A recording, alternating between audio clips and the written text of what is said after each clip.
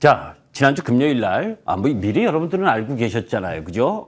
지난주 수요일에 말씀드릴 때, 지난주 금요일 날 미국 시장에 선물 옵션 만기고, 거기에 리밸런싱과 연관된 엔비디아 매수세가 들어오기 때문에 오히려 그런 물량을 알고 한 번 더 이익 실현이 크게 나올 수 있는 부분. 그래서 목요일, 금요일 이익 실현을 하고 다시 받아야 된다라는 말씀을 드렸었습니다. 사실 나스닥 12개월 선행 PER이 이제 30배 근처에 들어왔거든요. 물론 나스닥 12개월 선행 EPS도 계속 상승하다가 약간 꺾이는 요 흐름에 지금 나스닥이 조정을 받았고, 또 어제는 금요일 그리고 월요일 하락 부분을 되돌리는 모습도 일정 정도 나왔습니다. 그런데 전체적으로 보게 되면 이제 2, 4분기 실적 부분을 확인받고 싶어 하는 지수 부분까지 왔기 때문에 엔비디아가 어제 6%대 급반등을 하고, 그리고 시간에 의해서 2%대 상승하고 있다 해서 그죠? 너무 안심할 부분은 아니다라고 보면 됩니다. 자, 사실 엔비디아의 급등락은 내부자 매도 때문이라는 이야기도 있습니다. 그죠? 여러분들도 뉴스를 통해서 알고 계시겠지만 젠슨 황 CEO가 내년 3월 31일까지 최대 60만 주 매각을 계획하고 있다. 우리나라 돈으로 한 1조 정도입니다. 그리고 부사장부터 시작을 해서 내부자들이 내년 5월에서 7월까지 또 매각 예정이고, 그런데 여기서 잘 보시면, 그죠? 엔비디아 주가의 내부자 거래 순매도 금액을 보게 되면 엄청 증가를 한 게 나오죠. 그죠? 6월 이후 20거래일 동안 젠슨항을 비롯해서 내부자의 누적 순매도가 6,250억. 그래서 금액이 엄청나게 증가한 부분. 자, 그런데 사실 이 순매도 주식수가 많았느냐? 그렇지 않았다. 왜냐하면 내부자들이 중간중간 이렇게 매도를 하는데, 그죠? 이번에는 그 막대 그래프가 그렇게 크지 않잖아요. 그죠? 그런데 왜 그러면 이 엔비디아의 저렇게 금액이 크냐 하면 엔비디아 주가가 많이 올라왔잖아요. 그죠? 매도 주식수가 많았던 게 아니고, 주가가 많이 올라옴으로 인해서 금액이 커진 거죠. 사실 까놓고 얘기해서 살펴보시면 지금 엔비디아 시가총액이 4천조 원 넘습니다. 4천조. 우리나라 삼성전자가 480조죠. 시가총액이. 그러면 4천조에 내년까지 1조 매도 나온다 해보니, 그죠? 삼성전자로 치면 480조, 그러니까 480조에 한 1,000억 정도, 그죠? 1,000억 정도 매도가 나오는 겁니다. 그거 가지고 요란하게 하락하고 할 이유는 아닌 거죠. 그죠? 다만 그동안 상승했었던 부분이 컸고, 주가 차트를 보게 되면 이건 어제까지의 차트입니다. 어젯밤에 작성을 한 원고기 때문에, 그죠? 저기서부터 계속 올라와 가지고, 그죠? 액면 분할에다가 배당까지 해서 무지기로 올라온 부분. 그래서 지난주 목요일부터 고점을 찍고 내려왔다가 어제 반등을 했죠. 그러면 앞으로는 횡보 가능성이 크다라고 보시면 됩니다. 엔비디아의 실적 성장성은 의심할 필요가 없지만 상승한 흐름, 주가가 많이 올라온 상황에서 이제 숨 고르기가 좀 필요한 시점이다. 그러면 어제는 왜 반등을 했느냐? 이미 여러분들이 알고 계시다시피 지난주에 말씀드린 것처럼 내일 새벽 5시 반에 나오는 마이크론 테크놀로지의 실적이 양호할 것이다라는 걸 이미 알고 있잖아요. 그죠? 그렇기 때문에 내일 아침까지는 반등할 수 있는 부분, 그 부분을 땡겨서 오늘 반등했다라고 보시면 되고, 그런 가운데에서 국내 투자자들의 엔비디아의 순매수 금액을 보게 되면 이 부분에 6월 한 달들을 통틀어서 보게 되면 지난주 목요일, 금요일 날 상당히 많은 액수를 매수한 걸 볼 수가 있습니다. 그죠? 그러니까 주가가 엔비디아 같은 경우에는 좋은 회사이긴 하지만 올라갈 때 추격 매수하는 흐름 부분은 자제하고 오히려 조정받을 때 매수하는 것이 더 바람직하다라고 생각을 합니다. 자, 거기에 금요일 날 연준이 가장 선호하는 물가지표 PC가 발표가 되죠. 그죠? 사실 그 이전에 발표됐었던 흐름들 속에서 5월 헤드라인 PC가 둔화될 가능성이 높다. 그죠? 지금 파란색이 4월, 그리고 5월 달 부분이 이 빨간색이고 또 회색 또 5월 부분을 예상을 한 건데 다 4월보다는 내려올 것이다라고 예상을 하고 있기 때문에 이 부분도 그죠? 미국 시장의 금요일 이후 나름대로 물가에 대한 이 안정감 이런 부분들 속에서 금리 인하 기대감이 일정 정도 높아질 수는 있습니다. 그런데 오늘 발표된 호주가 그죠? 물가가 또 전년 동월 대비 가장 높은 상승률을 보였다라고 하는 뉴스를 보게 되면 이 PC 물가가 안정적으로 나온다 해서 그죠? 금리 인하 기대감이 확 높아지는 그런 요인으로 작용하기는 어렵다. 왜 지금 이런 이야기를 굳이 하냐면 여러분들께서 생각하시기에 주식시장에 있어서 지금 뭐 올라가고 있는 주식은 딱 있잖아요. 그죠? 코스피 지수가 더 강하고 코스닥 지수는 더 약하고 코스피 지수에서 상승하는 흐름을 보여주는 건 누굽니까? HBM. 그죠? HBM, 전력기기, 그리고 화장품, 음식료, 방산, 조선. 그죠? 이 섹터 부분만 순환해서 움직이고 나머지는 뭡니까? 떨어진 종목이 또 떨어지고 또 떨어진 종목이 또 떨어집니다. 그러니까 여러분들께서 개인 투자가들이 생각하는 부분들이 장세의 성격 계속해서 여러분들께 말씀드리지만 지금 장은 외국인 장이다. 그죠? 그러니까 외국인 선호 섹터와 종목 부분을 매수해야 되고 그 근간은 실적 장세이기 때문에 실적 관련주를 매수해야 되는 겁니다. 그죠? 그냥 금리 인하 기대감이 높아진다고 해서 많이 떨어진 카카오가 올라오고 그죠? 많이 떨어진 종목이 올라온다. 이렇게 생각을 하시면서 시장에 접근하는 것은 바람직하지가 않다라고 봅니다. 물론 아까 말씀드린 것처럼 PC 물가 지표도 완화가 될 거고 그리고 지난주에 발표되었었던 대부분의 경제 지표 부분을 보게 되면 혼조 양상을 보였습니다. 그죠? 뭐 여기서 이렇게 자세하게 설명드리면 시간이 너무 오래 걸리는데 여튼 그런 가운데에서 혼조권에 놓여져 있는 경제 지표들이기 때문에 금리 인하 기대감이 너무 크게 작용하기는 쉽지 않은 시장이다라는 것도 알 수가 있는 거죠. 자, 미국의 10년물 국채 금리의 모습입니다. 미국 10년물 국채 금리가 지금 4.2%대, 4.4%대 초반 부분에 놓여져 있어요. 왜 이 이야기를 하려고 하는 거냐면 사실 미국 시중금리 결정에 영향을 주는 변수 중 하나는 물가인데 그러나 이미 물가와 CPI와 그리고 이 BI 하락을 반영해서 10년물 국채 금리가 4%대 초반까지 내려왔다는 건 그죠? 4% 이하로 국채 금리가 더 내려가기도 쉽지 않다는 거예요. 그죠? 그러면 섹터상으로 봤을 때 사실 이 국채 금리와 연관성이 큰 게 그죠? S&P 500 테크 섹터입니다. 기술주 섹터.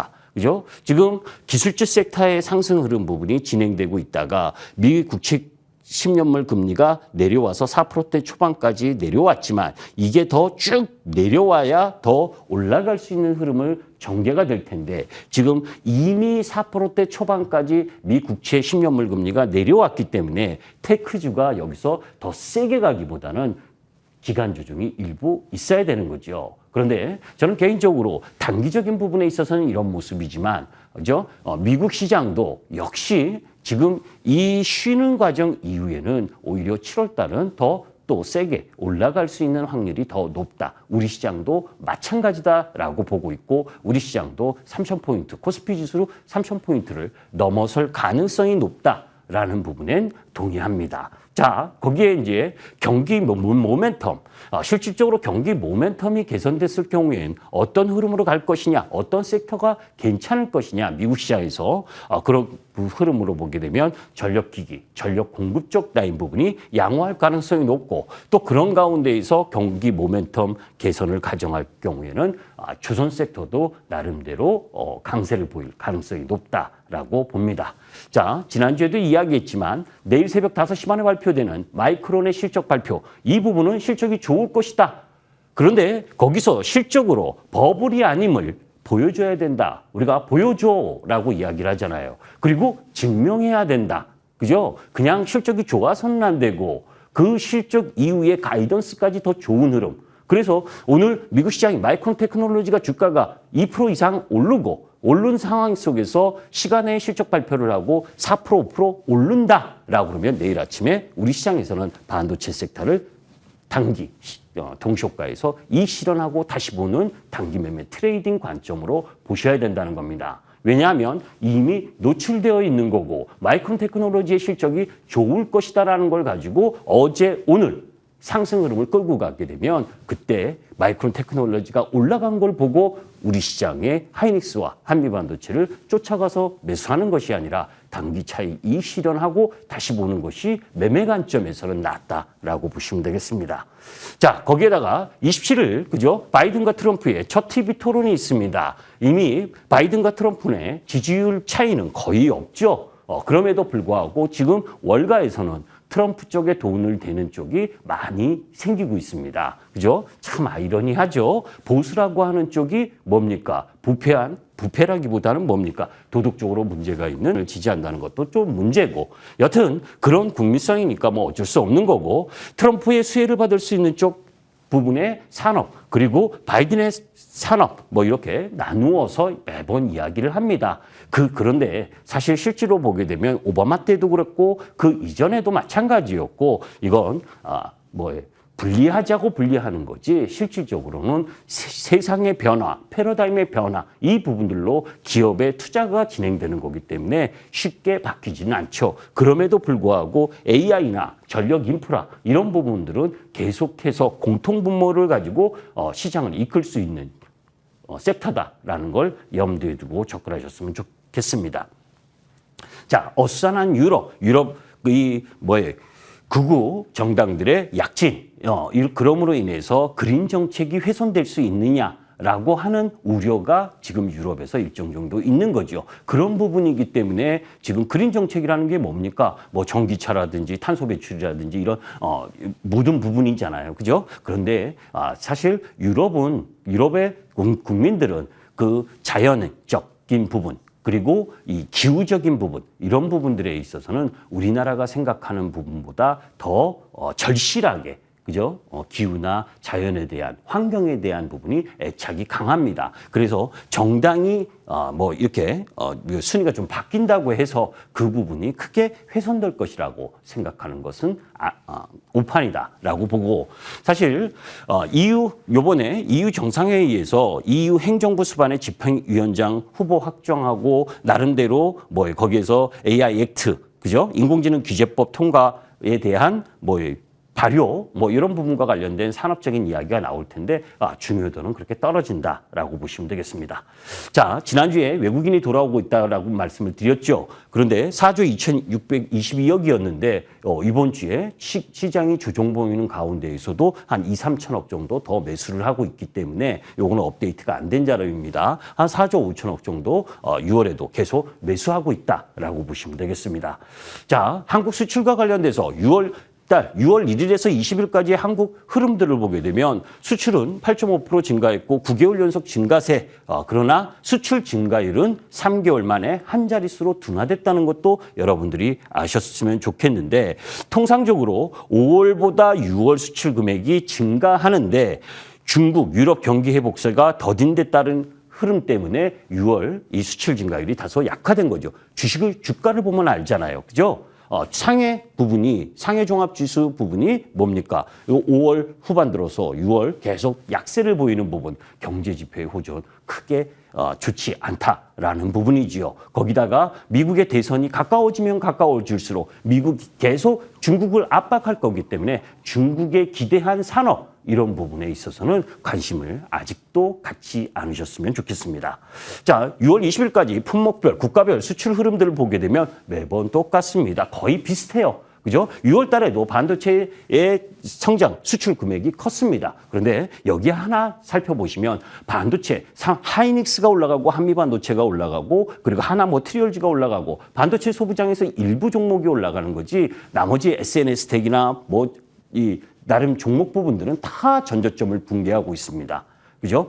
우리가 시장에서 이야기할 때 반도체 업황이 좋습니다. 라고 이야기를 하는데 2017년에서 18년 이때는 반도체 물량도 수출이 많고 수출 단가도 좋았고 그렇게 호황이었거든요. 근데 지금은 어떻습니까? 그죠? 사실 삼성전자가 감산을 하면서 단가에 의한 수출 금액이 올라가는 부분이지 중량까지, 물량까지 많이 나가서 수출이 올라가는 부분이 아니기 때문에 이 반도체 소부장 전반에 다 온기가 가는 부분이 아닙니다. 그래서 옥속을 반드시 구별을 하실 필요가 있다라고 보시면 되고, 여기서 선박이 39%가 좀 내려온 부분이 좀 아쉬운데 사실은 이건 지난달에 너무 크게 증가율을 보였었던 기저 효과일 뿐이지 그렇게 나쁜 거 아닙니다. 그리고 물론 농식품, 라면 수출도 미국향으로 엄청 증가했죠. 100%가 이상. 그리고 화장품 부분도 미국 시장에 엄청나게 증가하고 있는 부분은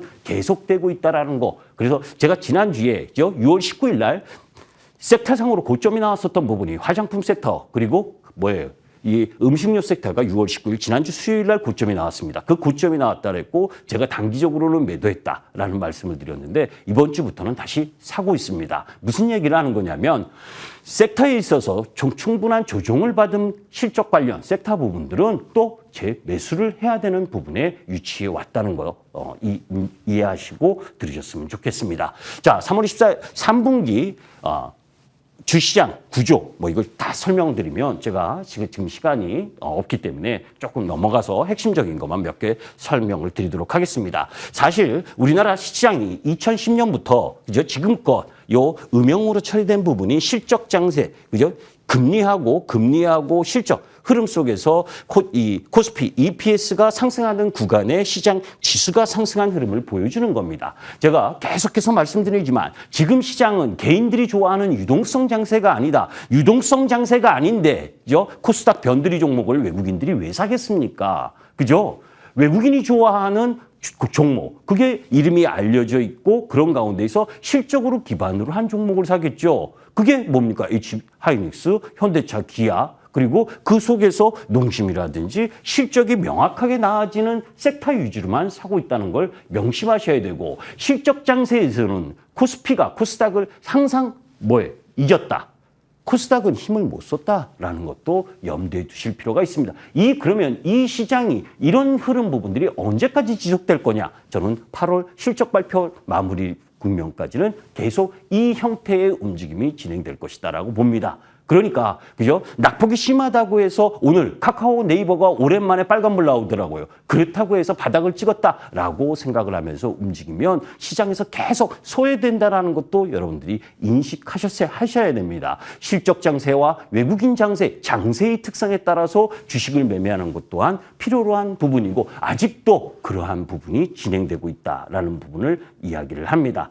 그리고 그 속에서 우리 시장에 1, 4분기도 실적이 서프라이즈했고 2, 4분기에도 EPS의 상향 조정이 이루어지고 있고, 그리고 2025년과 2026년도 이익도 상향 조정 중입니다. 그런데 그 상향 조정되는 섹터가 아까 여러분들께 말씀드렸었던 그 5섹터 위주로 지금 실적이 상향되고 있다는 거, 그런 흐름들을 보면서 염두에 둬야 되고, 이런 흐름들 속에서 EPS와 그리고 그 속에서 PER 개념으로 봤을 때 지금 우리 시장은 3080포인트 부분까지는 올라가도 되는 그런 시장 지수의 위치다. 지금 나오다 보니까 그죠? HSBC에서 3,100포인트까지 오를 수 있다라고 하는 뉴스가 떴더라고요. 그 흐름하고 비슷합니다. 그런데 사실 코스피 지수가 지금 2,792포인트입니다. 3,100포인트 가보니 얼마나 돼요? 그죠? 5%, 5~6%입니다. 그죠? 그런데 그 5~6%를 가기 위해서 주도 섹터의 움직임 부분, 그게 순환 흐름을 잘 타게 되면 수익이 크게 나는 거죠. 낙폭이 컸다고 주식이 평균 개념으로 상승한다라고 생각을 하시면 오산이라는 걸 다시 한번 말씀드립니다. K 수출 시대 3분기에도 지속된다. 아까 말씀드린 것처럼 6월 1일에서 6월 말, 그러니까 6월 말까지가 2, 4분기고 그리고 7월부터 8월, 9월 3, 4분기로 넘어가는 그 흐름도 미국향 섹터, 그죠? 미국 쪽으로의 연관해서 수출에 도모를 하는 그런 섹터 위주의 흐름 부분들을 공략을 하셔야지 중국 산업 쪽 비중이 높은 쪽 부분, 작년부터 계속 이야기하고 있는 상황입니다. 시황이 바뀌어지나요? 바뀌어지는 것은 정책적 변화와 국가의 흐름 부분이 바뀔 때 바뀌어지는 겁니다. 지금은 그 상태 그대로 유지한다라고 보시면 되겠습니다. 그 외의 부분들에 있어서 공급망 공포, 이거 여러분들 아시죠? 그죠? 시간이 빠듯한데, 그죠?